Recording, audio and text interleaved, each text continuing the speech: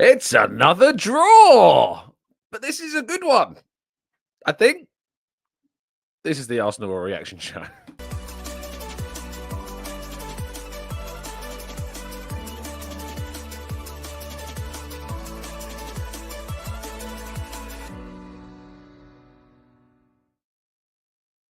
Hello and welcome to the Gooner Talk, back again with you guys and girls for the episode of what is the Arsenal news show. Well, it's not. Sorry, that's my bad. It's the Arsenal reaction show because it's the day after the evening, afternoon, morning, whenever the Arsenal play. We do a show the day after, of course, called the Raw Reaction Show, where we give our, you'll never guess what, our raw reactions to the game, and we give our thoughts on what happened, on what could, what it could mean going forward. So good morning to you all. Thank you so much, as always, for tuning in. It is greatly appreciated. Thank you for being here. Thank you, of course, for listening, for leaving your kind comments and your likes and your subscriptions and all of that usual YouTube-y stuff. Good morning to those joining us live in the chat box. Grandad Agoo Paul, Stephen, Spearmint, Simple Unity, Glenn. We got Carlton. We got Stephen and Knowledge. We got Wilson, Answer, Morgie, Barry, Jose, Mike, Natty, Tom, Bakary, Lasagna. Mr. Ree, we got Matt G and Stevie and Olawale. We got Aidan and Roy. We got Matt G and Angela, Maximius and Stephen, Paul, Dave, Franklin. Good morning to you all and everybody else as well that's joining us too. Greatly appreciate you all being here. Thank you so much for listening, and especially considering, I know these last few weeks of the season, they're going to be rough. They're going to be rough. They're going to be pretty challenging to really kind of G yourselves up for. So thank you for listening and tuning in. It is greatly appreciated. So thank you. Just a heads up, I'm suffering a little bit of a scratchy throat today, so I'm going to need this bottle of water throughout. So if you hear some kind of awkward pauses, especially if you're listening on catch up and you don't have the benefit of the video, that's why. But I still wanted to bring you this show. So thank you so much for tuning in, as usual. But let's jump into today's slides, shall we? This being, of course, the Raw Reaction Show, we are talking about yesterday's game. It is Arsenal 2, Liverpool 2 at Anfield, which is a result, had you offered it to me before the game, I think I probably would have taken it. This is the first time this season I feel like a draw has felt more than what it has previously. Draws this season have pretty much all felt like defeats, to be fair. But this one did feel a little bit more than that, especially in the manner in which it came about, the manner in which Arsenal got that point. And, of course, the impact that it will potentially have on Arsenal's hopes of finishing in not just the top 5, of course, but in second place in the table as well, with just 2 games left to play. So very interesting indeed to see how Arsenal combats and go through the rest of these last 2 games and how other teams do as well. But we'll get to that. We need to talk about yesterday's fixture. So, yes, a very important point indeed, leaving Arsenal in a much, much healthier position than they were before. The lineup was, I think, pretty much as expected. We saw that there was no Declan Rice. Mikel Arteta seems to have suggested there was a hip injury, and I'm going to be honest with you, it doesn't really feel like it's good news. I don't know if we're going to see Rice again this season, because it doesn't look great apparently. So that's not ideal, and they may just choose not to risk him between these last 2 games. And I think we can all agree that Rice's absence was very, very, very clear, was it not? I think Rice's presence in that team and him not being there was absolutely pivotal in the way in which Arsenal were exposed, particularly on the transition and in those areas where we found ourselves quite vulnerable. And in his place was Mikel Merino, who had a game that he will not forget, that's for sure. We'll talk about his performance later on. Partey in defensive midfield, Odegaard maintaining that slot there. Lewis Skelly at left back, despite his struggles in Paris. Kivior Saliba, Ben White coming in because Timber isn't fully fit either. He was unable to play a single minute of this game despite travelling. Saka, Martinelli and Trossard there for the front 3. Waneri not playing a minute again. I have a feeling that there might be more to this Waneri thing that meets the eye, not in a bad way, in kind of like, his future or anything. I have a feeling that maybe there's some load management stuff going on here with Waneri. I don't think it's anything sinister. I think that and I'm purely going off kind of just intuition here, but I would be very unsurprised if we found out that yes, that Waneri was suffering with a little bit of a load management. He's played a lot of games, over 30 appearances this season as a teenager and a new adult, and I think that might be one of the reasons as to why. But let's talk about the game. We started quite well. I think we played okay overall, to be honest. I know that there was a period in the first half that things collapsed, and there was the end of the game where we were holding on. But overall, I think we did all right, actually, in this game. And we created opportunities that we didn't take. And I come back to this point again. These aren't just any old chances. This is a really big chance that Arsenal create. Liverpool, with nothing to lose, try something silly from a free kick against the best set-piece team in the league. And it nearly cost them because Saka was alive to this. Clearly, Liverpool have been practicing defending these set pieces against Arsenal in the week leading up to this game. And they were like, right, all we need to do is when they send the ball in, run up, play a high line, play them all offside. And they did play everyone offside, except the man who had the shot, Bukayo Saka, who was alert to it, ran from deep and beat that push-up to be in the right position at the back post. And he absolutely has to score this chance. This is a glorious, glorious chance for Bukayo Saka. And I think he absolutely has to score this, or at absolute minimum, hit the target. And he didn't. And we've been missing chances of this level all season. All season we've been missing chances of this level. And I think that Saka's not a guy we're talking about in terms of needing replacing. And I was talking about this actually with some of the other colleagues who were there. I'm not sure that Saka's come back from his injury amazingly.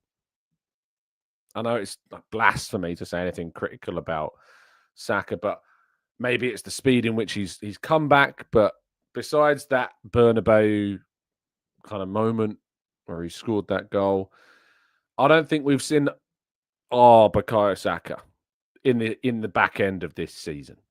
And this isn't a criticism of him. I don't think this is surprising. He's missed a big portion of the season. We've seen it with Odegaard as well. I don't think he'd be playing this many minutes coming back from this hamstring injury. Hamstring injuries are really hard to come back from anyway because you're always so fearful of it happening again.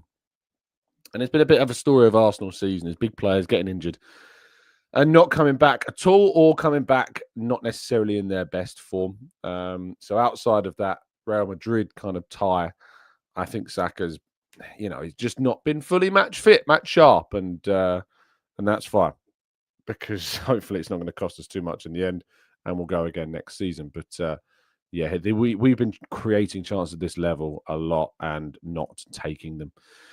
And as a result of our misses, because obviously we also had that Partey Trossard moment where I don't get how Arsenal haven't scored there or what on earth they're thinking, but they don't. And as a result of us missing these big opportunities, we see what happens and has happened so much this campaign, where you have dominance, you have some control, you have your chances, and you concede. And we conceded from a really poor defensive situation. It was bad at the back. It was Saliba in particular who was a culprit in a few moments this game. He lost the ball before this as well, nearly led to a goal that Arsenal had to defend. Saliba did not have the best of games again. And the cross from Robertson from a quick throw is not under any kind of pressure and under any kind of challenge. And the cross to Gakpo is completely free. It's really poor defending. I don't look at David Raya here. I can't. It's just such poor defending, and we went asleep, and it infuriated Arteta. We will get thoughts from him a little bit later on today, and then literally it must have been a minute later. A minute later, Arsenal conceded a second, and at that point, with the crowd in the kind of this party mood, this party atmosphere, goodness gracious me, I thought we were in real trouble. I really, really did panic a little bit. I went up there yesterday with zero expectation. I went up there thinking it's just like, sometimes you have to go on these kind of work retreats for a day, and you go up there, you're just doing your duty, and you come home and you're like, oh, thank goodness I'm home. And that's kind of how I felt about the day. I'm just going up there, just do your job, watch some football, write that we lost, and go home. That's really my expectation. That was what it was. And when we went 2-0 down, I was thinking, oh, it's even worse. It's going to be worse than even I imagined it was going to be. Because it was really poor. Kivior's positioning for this is awful. Miles steps up way too high. We're left with Martinelli being our most defensive left-sided player in a transition. Zoboslai's ball is brilliant, but Diaz gets the wrong side of Saliba really, really easily. And he slides into finish past Raya, who has to come out because he's been sold short by his left-sided defenders. And yeah, at this point, I was thinking, goodness gracious. Goodness gracious me. This is going to be awful. And it gets to half time, and we're having chats in the press room at half time. And I won't name and shame, but someone said they couldn't see Arsenal getting another point again this season and that we need to be worried about finishing sixth. And, you don't rule out entirely, but the chances of that happening now are very, very, very, very, very slim. Yeah, it's it's one of those where you're like, oh, goodness gracious, this is bad. I'm starting to think the supercomputer is going to be proven wrong. But in the second half, Arsenal started brightly. They started aggressively. Clearly, whatever Arteta said to them at halftime or shouted at them, I imagine, at halftime worked because Arsenal started off really, really strongly. Trossard on the left-hand side, great cross into the box. Martinelli, who is playing in the middle, really, in this second half, the majority of the game, Martinelli was playing as the centre forward, which got me thinking, not too much, not like, oh, he needs to be a centre forward option next season or anything like this because he is a left winger as a primary. But it got me thinking that I think maybe we should have done this earlier with Trossard on the left and Martinelli through the middle. I think we would have been better and more dangerous on transition. Think about the goal that Martinelli scored at Madrid when he was played through centrally by Merino. Him centrally when he can hit on the transition, can use that speed, is really dangerous. But we haven't seen it this season. It's not been used. Trossard just doesn't have the same level of pace as Martinelli does. But I was happy to see Martinelli have a far brighter second half playing through the middle. And it's a very good header. And we know Martinelli's heading is very good. It's been a part of his career at Arsenal, really. He started life at Arsenal by scoring headed opportunities. That season where he scored, I think, 15-plus goals in the campaign 2 seasons ago. He scored, I think, a couple of really good headers in that season as well. So we know he's got a good aerial ability when he wins the ball. And that paid dividends here. And then all of a sudden, a little while after, granted, it still took about 20 minutes or so before we found the net again and we had to weather the storm a bit and there are other opportunities. Look what happens when Odegaard bloody shoots. Finally, Odegaard shoots from outside the box. Brilliant strike. Alisson's save is even better, but the defenders aren't alive to it. But there's one man that is alive to it, and Merino gets into that position to just nod the ball into the back of the net. Fair play to him. You've got to say fair play to both players, of course. The strike is brilliant. The save's even better. But the only player on the whole pitch, including all those Liverpool defenders,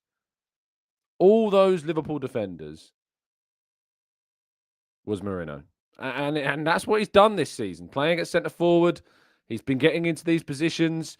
He's learned that ingenuity, initiative that you need sometimes to smell the danger, smell the opportunity.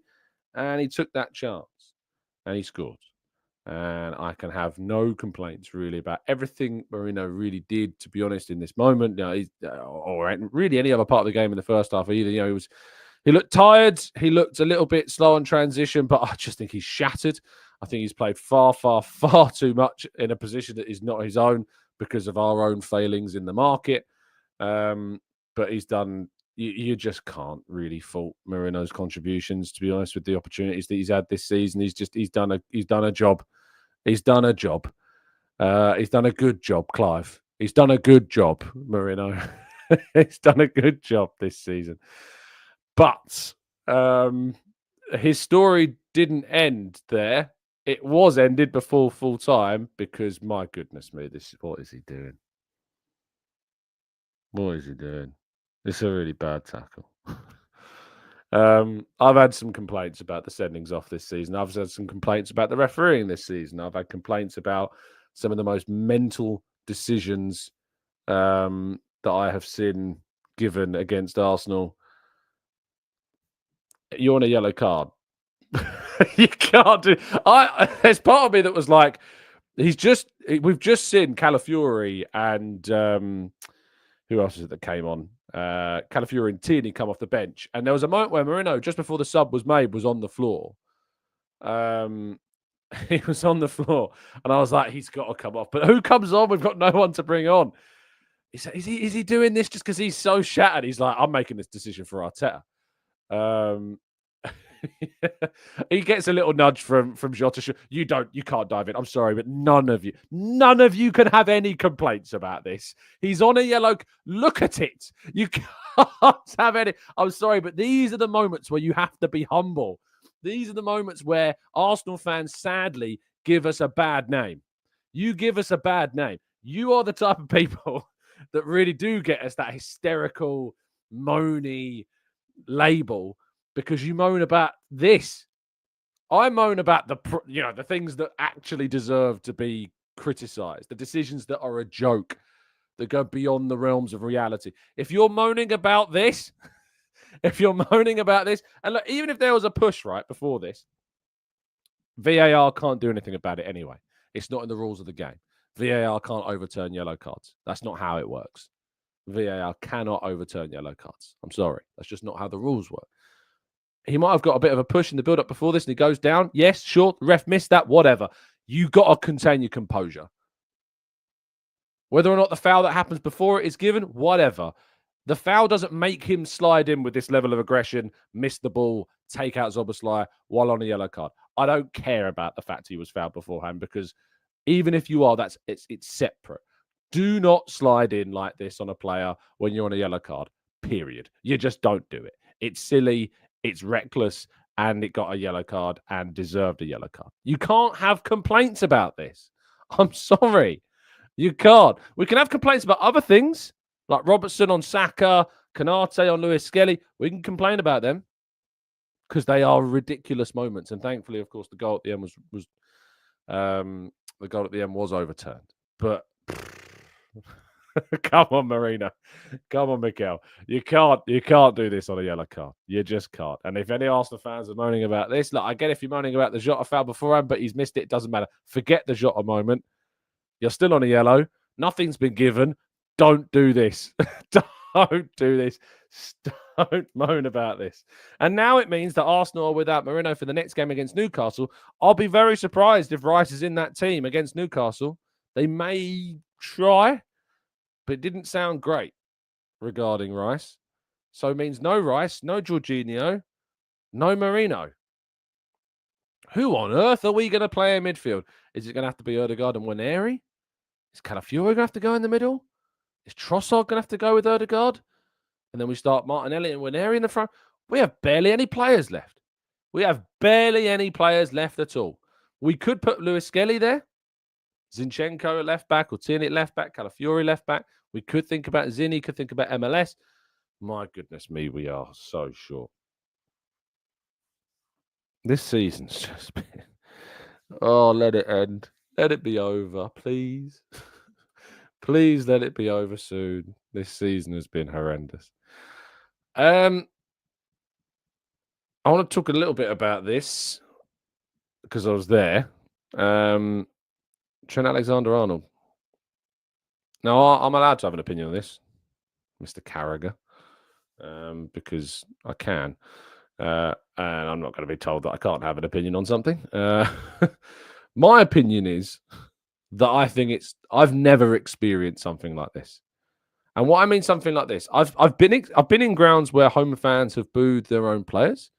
I've been in grounds, even the Arsenal stadium when Granit Xhaka was booed. I was there when that happened. It weren't nice. It was a really poor performance. And there was some jeers when he was coming off. And then Xhaka reacted and more people got involved. It was unacceptable. Arsenal fans shouldn't have done it. I don't think they should. I don't think Xhaka should have done what he did either.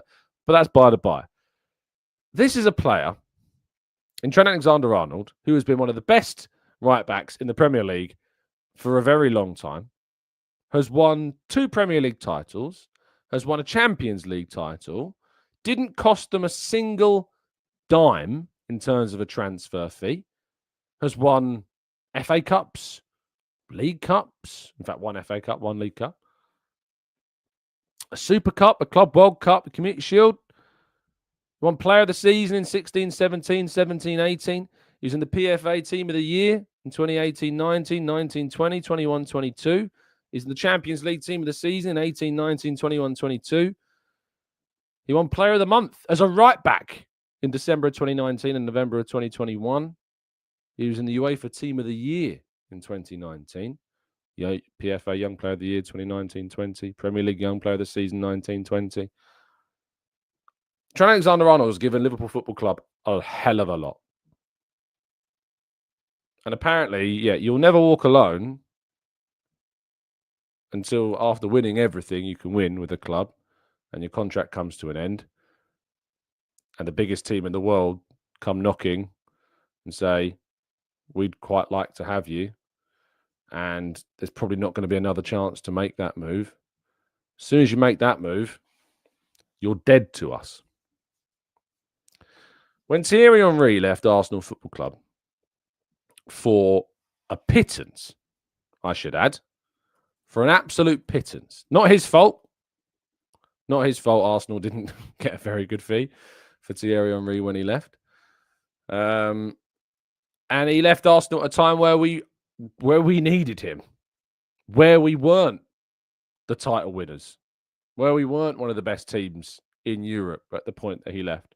And he left because of that reason. He left because he realised he couldn't win those trophies at Arsenal. And I remember that moment with sadness and frustration and angst. But my goodness me, to think any Arsenal fan would boo Thierry Henry. Goodness gracious me. Goodness me. Think about that for a second. If any Arsenal fan had booed Thierry Henry after what he'd won with Arsenal, not a Champions League like Trent, of course. He went on to win that with Barcelona. But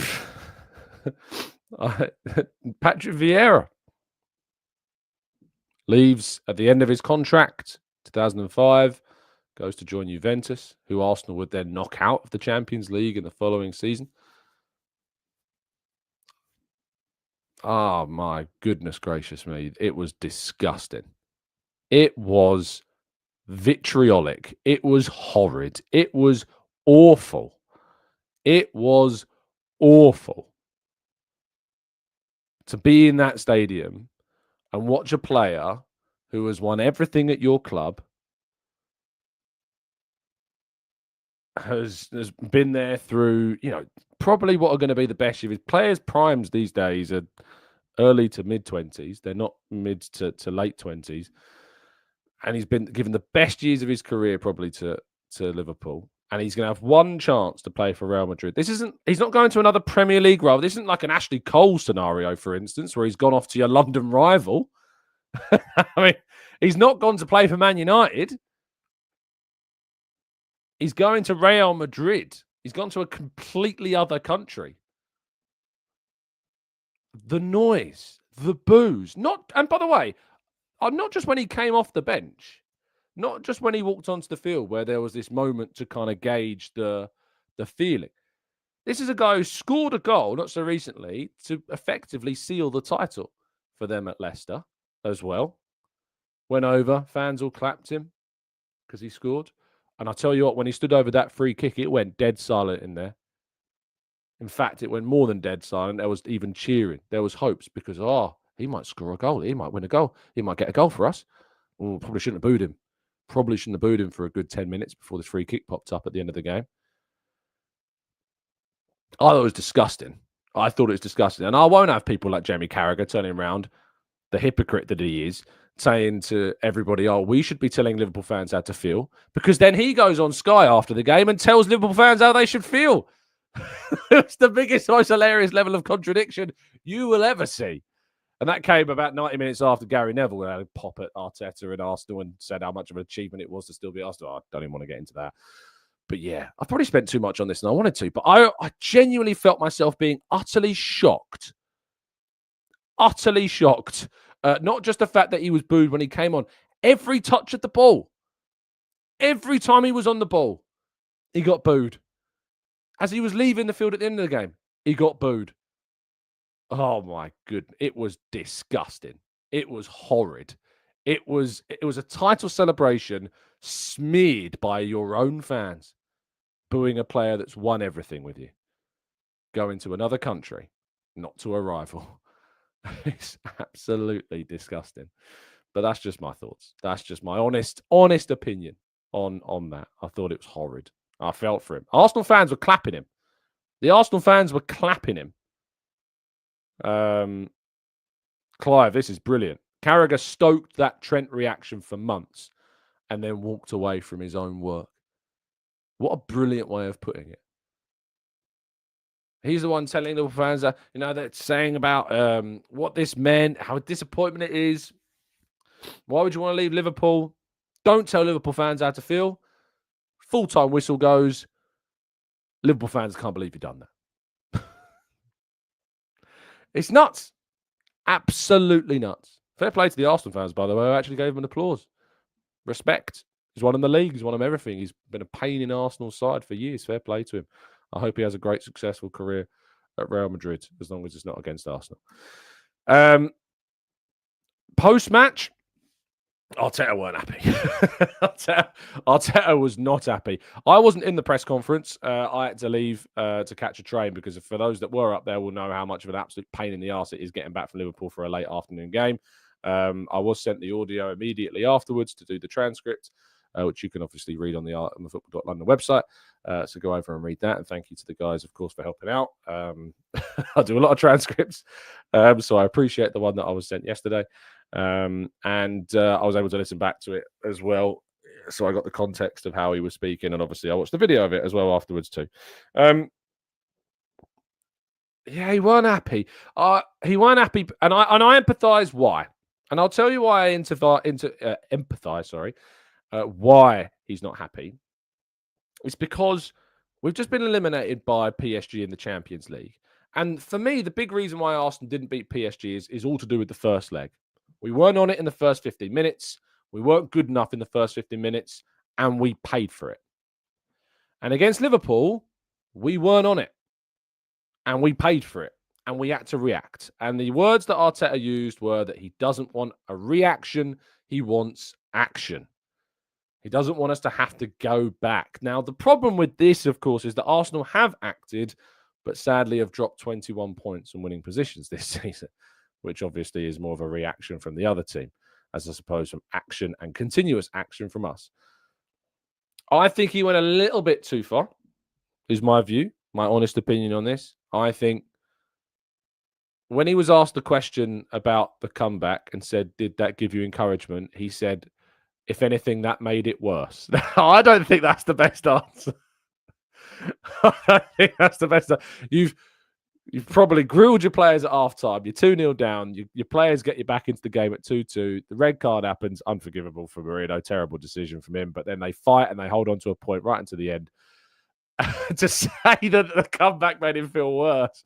I listened to that and I was like, oh, I don't know, Mikel.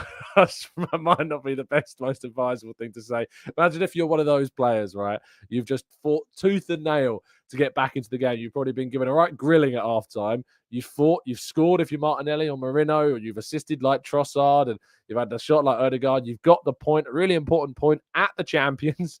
And Mikel turns around and says,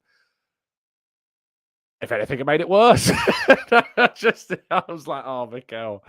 But I get his anger. I empathise with his anger, really do. There are other aspects of the press conference I didn't like, but I won't go into that here.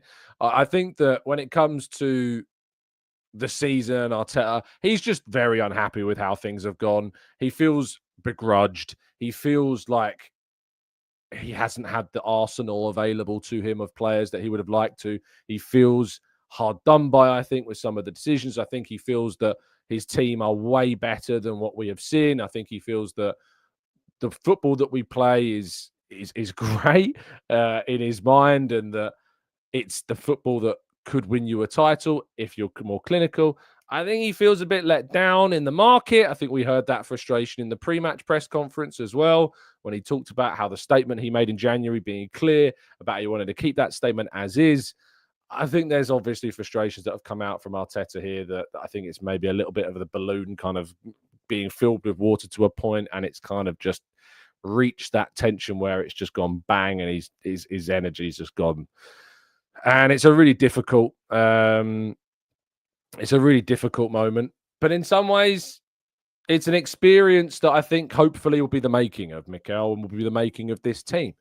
I hope for this season, of course, however painful it is, can be the motivation. He talked about that before the PSG game, of the anger, of the energy, the frustration of that first leg, and of course also of what happened against, who was it? Bournemouth. That the anger and all of that could be used. And we saw that anger directed in a really positive way as we attacked PSG in the second leg at the start of that game, and should have scored the chances that we had. And I hope it genuinely does really channel into something very positive into next season, and we use that as momentum into the next campaign.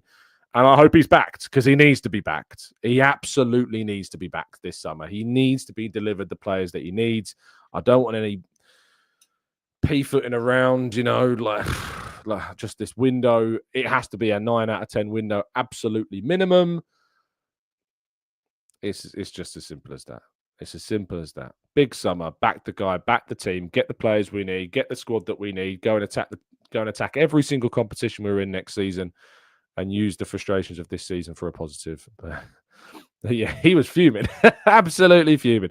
So this is how things stand. This is how it is. The end of play on Sunday afternoon. Liverpool champions at 83 points. Obviously, we know that. Arsenal second at the moment on 68 points. Newcastle, who have won their previous game, of course, very big win over Chelsea. They moved 3 points clear of Chelsea on 66. They now play Arsenal at the Emirates. If Arsenal can get a point, just a single point, if they can get it against Newcastle, I think that should be enough. Not just for Champions League, for the record. It will be enough for the Champions League, because if you look at Aston Villa, they're on 63 points. Aston Villa can get a maximum of 69 points, and their goal difference is 7, which is 26 less than Arsenal's. If Arsenal can get 1 point from their next 2 games, it would all but qualify them for the Champions League. They have Newcastle at home. They have Southampton away, the worst side in the Premier League, who just held City to a 0-0 draw.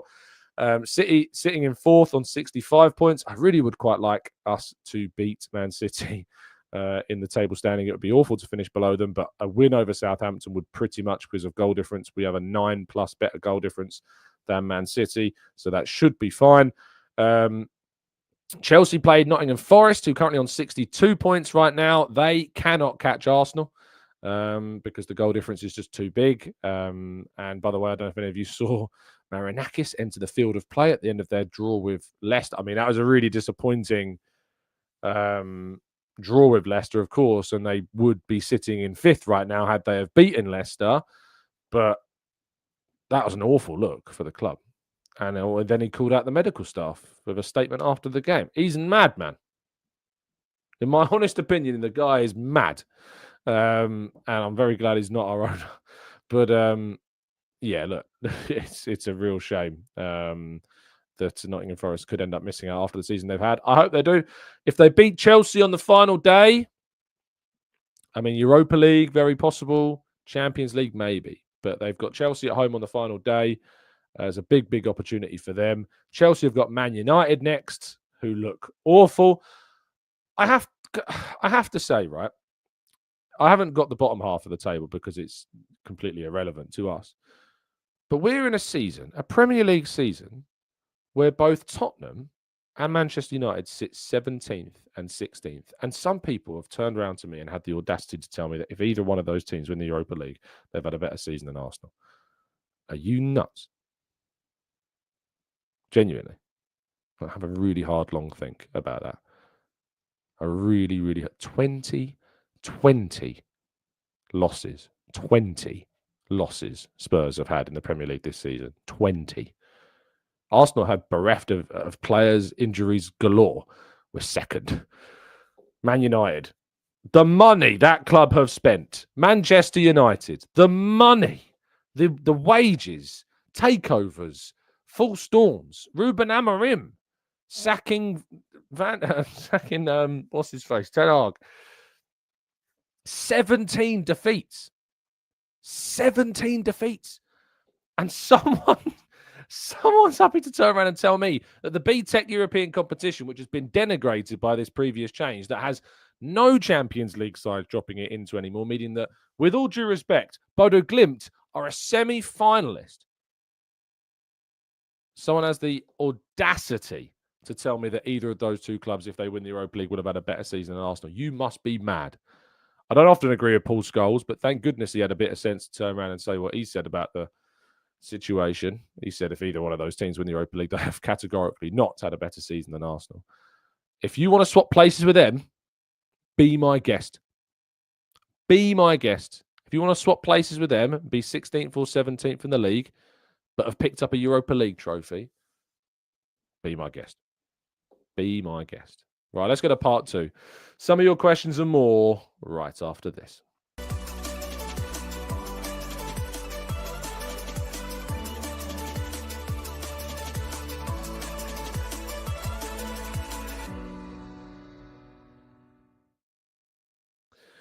Okay, this is part 2 of today's show, where we're going to be tackling some of your questions, some of your thoughts, some of your feelings, and looking forward indeed to getting some of the thoughts around, because ultimately I think yesterday was positive, right? Yesterday was a positive result.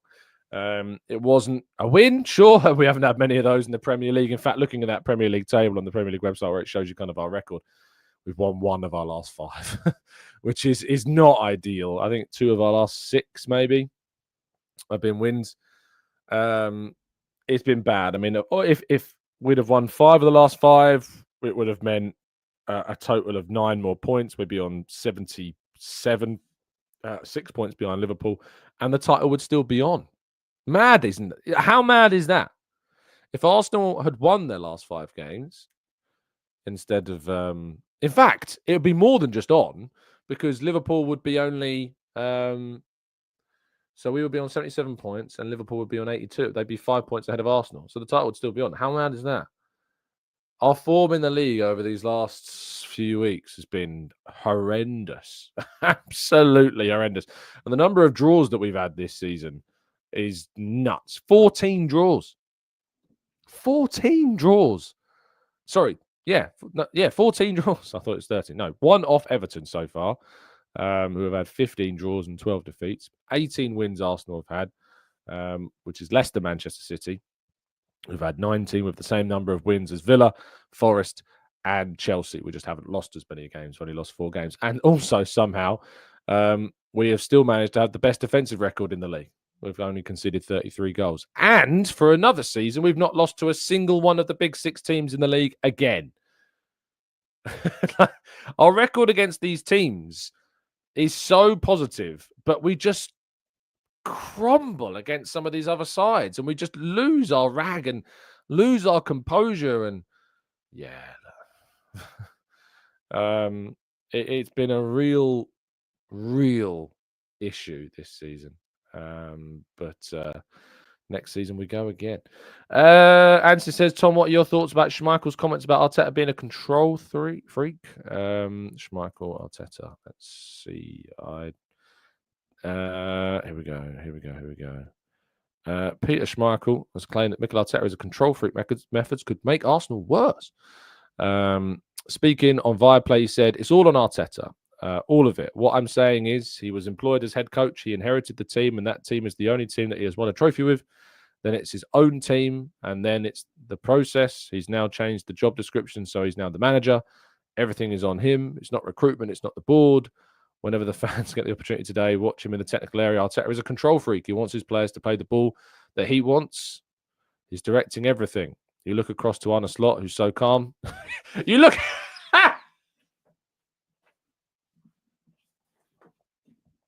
Of course he's calm. He's won the league. He's won the league. What do you mean, look over at Arne Slot? He's so calm. Arne Slot's the manager that went up to Michael Oliver and said, if you've cost me the effing league. What do you mean?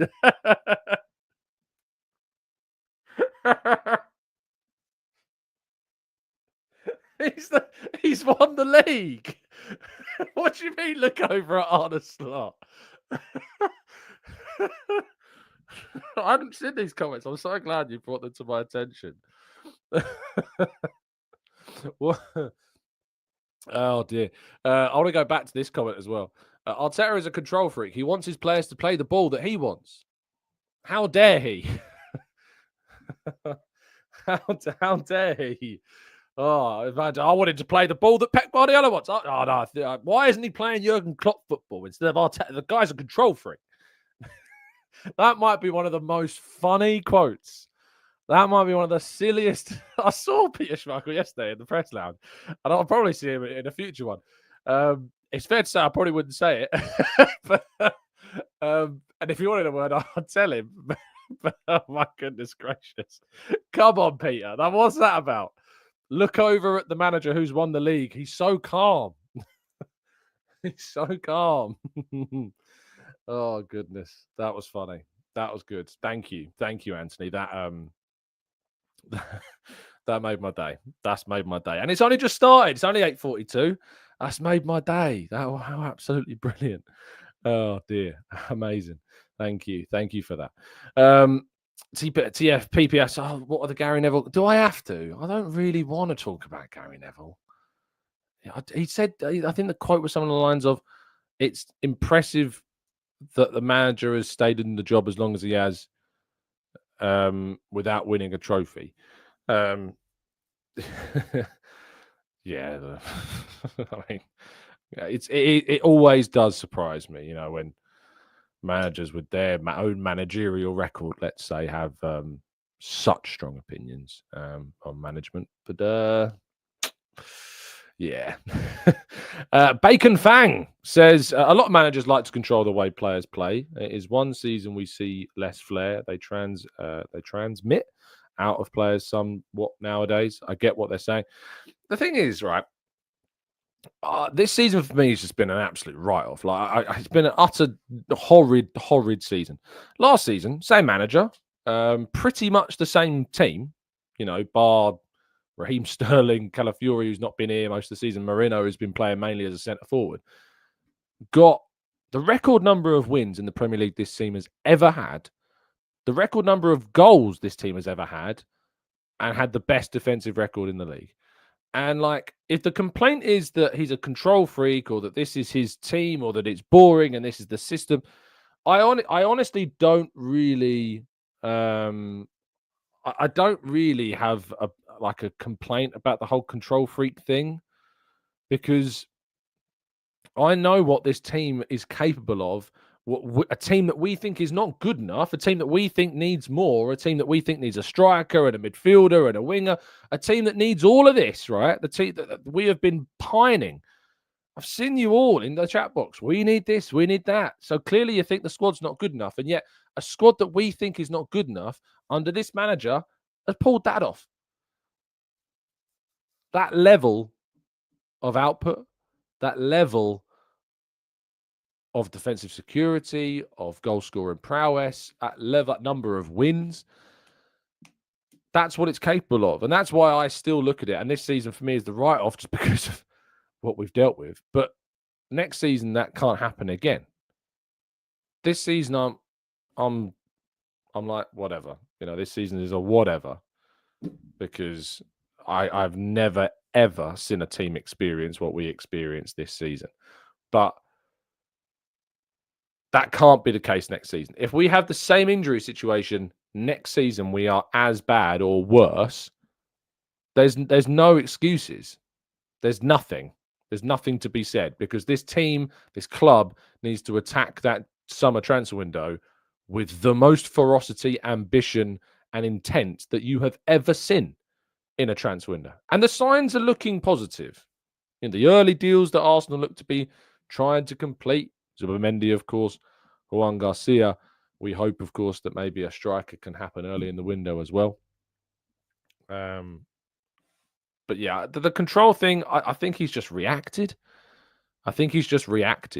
Arteta this season to what's been available to him. I think he's recognised that we can't do what we want. We can't play the way that we want. We can't do the number of goals that we scored last season and the season before that because we don't have the players. And we need to make sure that this season we go into it and we have the players. And that if we lose some players, we've got more players. That's what it is. Roy says, Tom, are you going to the Arseblog Arsenal Vision collaboration at the Union Chapel on Saturday? Yes, I hopefully will be there. Roy, yes, I'm hoping to be. Looking forward to it. Always enjoy those podcasts. They're brilliant. Get down there if there are still tickets left. Ian says, who cares? Who is calm and who is restless? Mikel Arteta needs to win some trophies next season. But with KSC, I don't believe they would cross the barrier when push comes to shove. Let's see next season. Yeah, without a doubt, he needs to win a trophy next season. We have to win a trophy next season. We have to win a trophy next season. Have to. Tipsy says, I think it's quite telling that when a manager is genuinely bad, other clubs' fans beg for them to stay. Everyone wants Arteta to go because they know how close it's a really good point. You usually see, like with Ten Hag, people were desperate for him to stay. With Ange, people are desperate for him to stay. With Enzo Maresca, even with Chelsea further up the table, there's desperation for him to stay. All the clamour is from rival fans to try and pressure Arsenal fans and to hype up those that have been, let's be honest, disgustingly disrespectful towards him over the last however many years. There's a real push to get him out across because they know that he's the guy that's brought Arsenal back into title contention. They know he's the guy that gives Arsenal the best chance of lifting those biggest of trophies. Not happened yet. But it's it's so clear that our Arsenal are getting so close to it all. Semi-finals of the Champions League, millimetres off the Premier League title. We've been nowhere near that for well over a decade. Nearly 2 decades. We're nowhere near it. So, of course, they want him gone. That's why you get so much noise from Liverpool fans, hyping up, retweeting all the Arsenal fans that are saying some pretty horrible crap about Arsenal and about our manager. They are desperate for Arsenal to get rid of Arteta. They do not want him at this club because he's the guy that's brought Arsenal back into this position. He is the guy that's brought Arsenal back into the contention of being potential title winners. He is the guy that has Arsenal fans saying if he doesn't win the title, if he doesn't win the Champions League this season, he has to go. So that's so telling. And some Arsenal fans have fallen for it. Some Arsenal fans have broken, buckled, given in. And they're like, yeah, you're right. Should have won the league now. Get him gone. Someone else come and do it. That'll be the answer. I'm telling you this now. If you had a scale, on one side of the scale, it's the chances of Arsenal winning the title if Arteta leaves. And on this side, it's the chances of Arsenal winning the title if Arteta stays, based upon the random choice of the potential coach that they could bring in. And I'm not talking about your hyperbolic, crazy predictions of people wanting X, Y, Z. I'm talking about realistically the coach that would potentially replace Arsenal. It's so heavily weighted against the more positive outcome. I guarantee you. Because who are you going to get? Who are you going to get to come in and do that? Like, it's just, yeah. ATM Express says, what about the Brendan Rodgers syndrome? I would have loved Luis Suarez at Arsenal, mate. It weren't Brendan Rodgers taking Liverpool to where they are. It was Luis Suarez. If Arsenal had a Luis Suarez that good in our team, we would have won the title ages ago. If we had that Luis Suarez in the team the last 3 seasons, I think we probably would have won the league these 3 seasons if we had Luis Suarez in our team. So, yeah, trust me, it's not Brendan Rodgers, mate, that won Liverpool the league. It's that one man that won Liverpool the league. Clive says, we cannot let the outside world destabilise us. Well said, Tipsy. Soup says, so if we hired another manager, would fans give him time to build a new team? How much money would they accept him spending before he has to win? I don't know, mate. I have no idea. There is, unfortunately, that sect cults, if you will, of kind of the Arteta out crew that, I think just want him gone. It's more about a dislike of him than a fandom of Arsenal. And so whoever comes in, I think about the Emery stuff. There's a real kind of like, you get a lot of kind of like those that really, really, really don't like Arteta have a weird fascination with, in my view now, an inferior coach in Emery who has made some horrendous errors for an Aston Villa side that should be better than they are right now, in my opinion. I should have taken advantage of this long ago. If they finish in the top 5 this season, it would be because of the failings of others more so than the success of themselves. And they currently sit 6th in the table now. Yeah. I mean, look at that semi-final FA Cup performance against Crystal Palace, for example. I mean, yeah, he's won the Europa League with plenty of clubs. Emery came to Arsenal. Job's way too big for him. Couldn't take Arsenal forwards. Produced one of the worst cup final performances I've ever seen in my lifetime. And then nearly fractured Arsenal beyond repair. It's taken a long, long time to get Arsenal back to where it needs to be because of his tenure at Arsenal. And I imagine it will go something similar at Aston Villa. They look the least likely, potentially. I suppose after Forest's draw, they too could struggle. But it'll be on the Chelsea Forest end of the season. But who have Villa got next? They've got Spurs. Oh, goodness. Have they got United as well? I've got this weird feeling they've got United. They do. They've got Spurs and United left. I thought they have been gifted with 2 of the worst games left that remain this season. So, yeah. Ishii says, we've always been 1 or 2 short. That's what gets us across the line. Arteta needs to take off the handbrake and control and go for the winning games. I think he's just dealing with the parts that he's got, Ishii, to be honest. As I've talked about before, I just think he's dealing with what he's got. I don't think it's a case of like he's shackling the side intentionally, and it's just not. I think he's just dealing with the players and the limitations that we've had this season. That's why last season, off the leash, we've broken records for wins and goal scoring. Phil says, Tom, let's not forget Sanyehi's role. It's a very good point. Spearmint says, Tom, if this is how exhausted the fans are with this season, imagine how the players are feeling. Absolutely. Ty says, how many of these calling for Arteta out online are actually Arsenal fans? Most likely rivals trying to stir up tension among our fan base. Very true. Boise says, last few Wenger years were poison. I had no hope of it ever getting better. Arteta has given me belief. He's given me my love for the club back. He's not perfect, but he's done an amazing job. Hear, hear, mate, as Amber Lee says. Hear, hear. Michael says, how many players do you think we need to sign to bolster us for next season? At least 5? I want to see at least 5 in the summer. And for those that have watched the show, pretty grounded when it comes to kind of transfer windows and stuff in terms of expectations. But we need at least 5. Backup keeper, defender, midfielder, striker, wide player. That's what I want. At least 5 players, please. That shows me the intent. That shows me the ambition. That shows me what I want to see from Arsenal this summer. At least 5 players. I want 6. I want the attacking midfielder as well.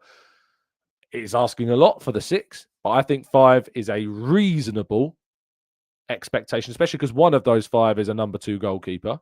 So it's basically 4.5, if you like, with respect to whoever that backup keeper is. But yeah, that's it. Simple as that. Thank you so much, as always, for listening. Really appreciate your time. If you want to send me more Peter Schmeichel quotes to make you laugh, you can do that. I always welcome it. Thank you so much for listening. Have an absolutely fantastic time. Enjoy your Monday, your start to the week. I hope it's good. I hope it's strong. I hope it's well. I hope you stay happy, well, safe, and respectful, the usual stuff. And I will see you on the next one. And as always, up the Arsenal.